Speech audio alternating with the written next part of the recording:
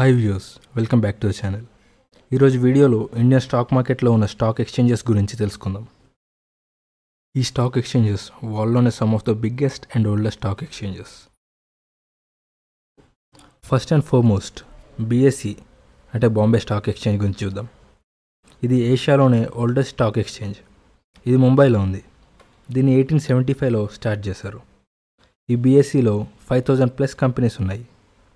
So వరల్డ్లోనే highest number of companies ఉన్న stock exchange మన BSE. ఇండియన్ మార్కెట్ డెవలప్ అవ్వడానికి BSE చాలా సహాయపడింది. ఈ BSE సెన్సెక్స్ని ఇంట్రడ్యూస్ చేస్తుంది. సెన్సెక్స్ అని మీరు ఎక్కడైనా న్యూస్ పేపర్స్లో కానీ న్యూస్ ఛానల్స్లో కానీ చూసే ఉంటారు లేదా విని ఉంటారు. సెన్సెక్స్ అంటే ఇండియాలో ఉన్న టాప్ 30 కంపెనీస్ తీసుకుని అవి ఎలా పర్ఫామ్ చేస్తున్నాయని చెప్పే సూచిక, అంటే ఇండెక్స్ అన్నమాట. అవి బాగా పర్ఫామ్ చేస్తే సెన్సెక్స్లో గ్రోత్ ఉంటుంది, లేకపోతే సెన్సెక్స్ వాల్యూ పడిపోతుంది. Next NSE, national stock exchange. ఈ NSE గురించి తెలుసుకుందాం. ఈ NSEని 1992లో ఎస్టాబ్లిష్ చేశారు. అయితే ఫస్ట్ టైం ఎలక్ట్రానిక్ ట్రేడింగ్ మనకి ఇంట్రడ్యూస్ చేసింది ఈ NSE. ఇది చాలా త్వరగా వరల్డ్లో one of the top most ఎక్స్చేంజెస్గా ఎదిగింది. BSEలో సెన్సెక్స్ ఉన్నట్టుగానే NSEలో నిఫ్టీ 50 అని ఉంది. ఈ నిఫ్టీ 50 దేశంలో టాప్ 50 కంపెనీస్ యొక్క పర్ఫార్మెన్స్ ఎలా ఉంది అని తెలియజేస్తుంది. 13 వివిధ రంగాల్లోని టాప్ కంపెనీస్ని ఈ నిఫ్టీ 50 ప్రవేశపెట్టడానికి తీసుకోవడం జరిగింది.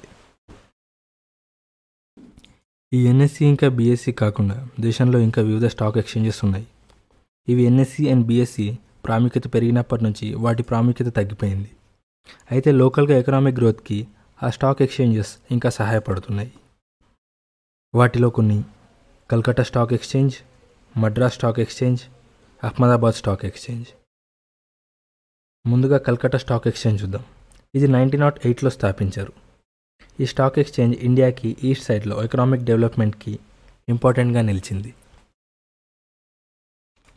మద్రాస్ స్టాక్ ఎక్స్చేంజ్, దీన్ని 1937లో ఎస్టాబ్లిష్ చేశారు. సౌత్ ఇండియాలో మెయిన్ స్టాక్ ఎక్స్చేంజ్గా ఉండేది. NSE, BSE కార్యకలాపాలు పెరిగినప్పటి నుంచి దీని ప్రాముఖ్యత తగ్గిపోయింది. అహ్మదాబాద్ స్టాక్ ఎక్స్చేంజ్, దీన్ని 1894లో స్థాపించారు. ఇది సెకండ్ ఓల్డెస్ట్ స్టాక్ ఎక్స్చేంజ్ మన ఇండియాలో. వెస్ట్ ఇండియాలో ఎకనామిక్ గ్రోత్కి ఈ అహ్మదాబాద్ స్టాక్ ఎక్స్చేంజ్ చాలా ముఖ్యమైనదిగా ఉండేది.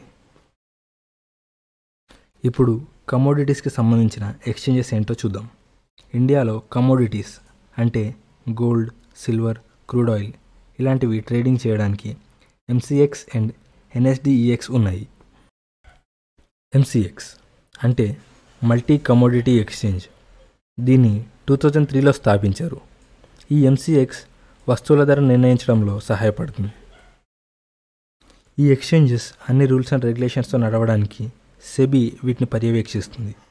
ఈ SEBI గురించి ఇదే సిరీస్లోని సెకండ్ అండ్ థర్డ్ ఎపిసోడ్స్లో మనం తెలుసుకున్నాం. Thanks for watching the video. Next ఎపిసోడ్లో అంటే ఎపిసోడ్ 5లో రెగ్యులేటరీ బాడీస్ గురించి ఇన్ఫర్మేషన్తో మేము ముందుకు వస్తాం.